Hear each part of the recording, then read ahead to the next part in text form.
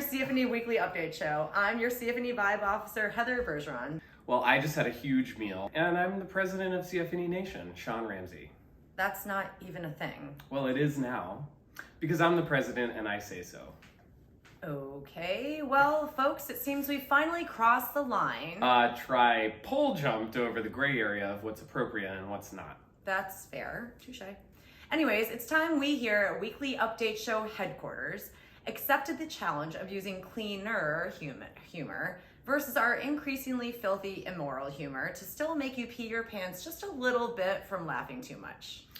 Not an easy feat, but this is precisely the sort of adversity we train for every day at the gym.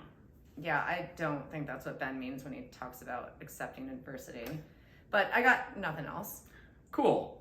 We're also going to tighten things up because we know you're willing to sit through 5 to 6 minutes of us, but not the 8 to 9 minutes we've been pushing this show to. Yes, given that.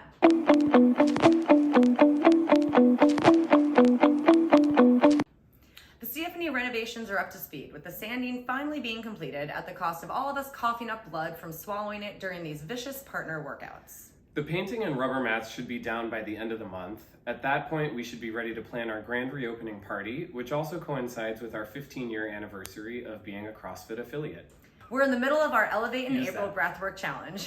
If you missed Dr. Amit's class this past Thursday, it's okay, because he'll be back again this Thursday at 6:30 to have you breathing like his GOAT client, Tom Brady. QBC's relaxation station noise machine. These noises were made by Tom Brady himself. Nod off to ocean breezes. Caw, caw. Stormy weather. Whale sounds. Whale sounds.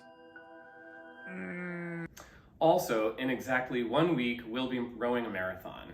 Thank God. It's only one more week of these damn announcements. That was out loud. Shit. It's not too late to sign up. It's just too late to receive a t-shirt for registering. You're not going to believe this, but the whole 30%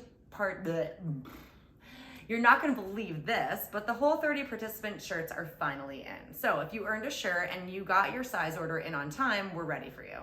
We're also in the process of fulfilling prizes, but we're waiting on top performing members to reply to our emails on which prize they're choosing so that lower place finishers can choose theirs too. If that's you, hurry up. We'd like to take a moment to provide some clarity on members' names that we found to be difficult to pronounce. And who better to shed that light than the members themselves? Jonathan Barakowitz. John Sikansky. Emily Knaus. Sydney Mikulishin. Tony Indrasano. Desquarius Green Jr., University of Notre Dame. Posada. Andy Wen. Diana. Gorsica. The name's Bond.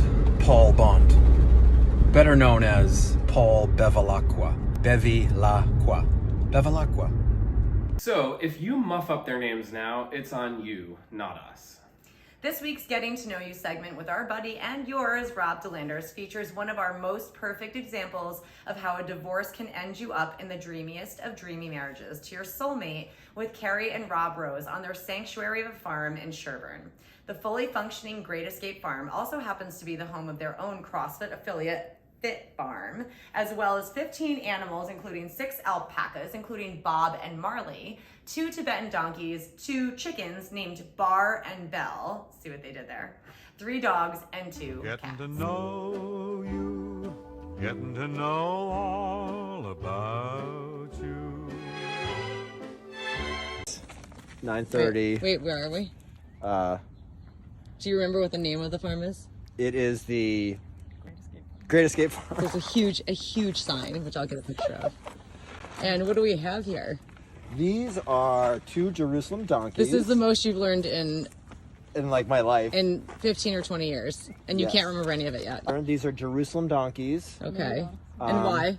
Because they have a cross symbol on their back, and they are used for their fiber, which is shorn once a year, and they do not care for it being shorn. Hey, Carrie, what are the names of the alpacas?